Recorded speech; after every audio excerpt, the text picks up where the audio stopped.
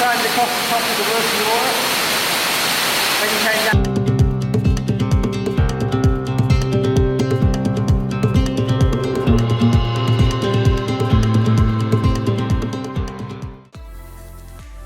The Petzl Boreo helmet was released in 2018 and is reportedly the replacement for the Ilios. It is a hybrid-style helmet that has a thin ABS outer hardshell and a foam liner. The foam liner uses EPS foam in the center for falling object protection and EPP foam around the sides to protect during a caver fall. The foam entirely fills the shell, which gives better protection in the front, back, and sides. This additional protection isn't required by EN or UIAA, but is something Petzl has begun marketing as top and side protection. This extra foam does make the helmet a bit longer from front to back and wider from side to side than other hybrid helmets such as the Petzl Ilios and Black Diamond Half Dome. The helmet is available in its standard form for $70, and in a caving version that includes mounting brackets for use with the Petzl Duo or Ultra headlamps for $100. The Boreo is available in two sizes, small medium and medium large. The larger helmet weighs 285 grams or 10 ounces, which is quite light for a hybrid helmet, and a 20-gram reduction from the Ilios. Adjustment is made using two ratcheting buckles on the back of the head and with the chin strap. Unlike the Ilios, there's no adjustment on the chin strap under the ears, and this part of the strap is just sewn. The chin strap clip uses a pinch motion to release. Petzl uses a wide variety of different buckle types on their various helmets, each with different release mechanisms. I'm not really sure why they don't standardize this.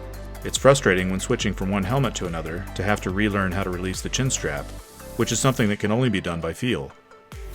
The shell of the Boreo has 8 holes that form 10 vents for cooling and ventilation. The plastic headband is padded with an absorbent pad. Petzl has been transitioning its helmet pads away from closed-cell foam and towards absorbent open-cell foam. I personally don't like these for caving because the pads quickly become saturated with sweat, and since there's no evaporation in the high humidity environment of a cave, the sweat is just held by the pad until it gets compressed and releases all at once. If you want to permanently mount a headlamp to the shell of the helmet using bolts, then you'll need to remove the foam liner temporarily. This can be done by popping out the plastic headlamp clips with a flathead screwdriver, and then releasing the liner. You'll need to use a knife or soldering iron to cut or melt a small channel in the foam if you want to route a battery cable on the inside of the helmet. Modifications of this type are unlikely to significantly affect the performance of the helmet, but it will void the warranty and it will no longer qualify as PPE for professional use.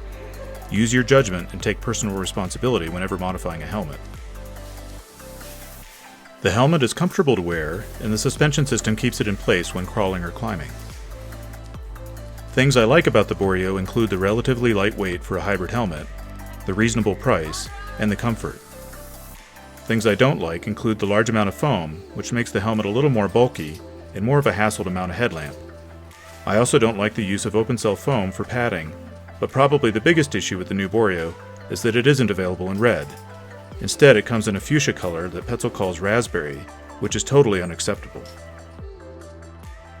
The new Boreo is widely available in climbing shops, on Amazon, and from all the usual caving gear vendors.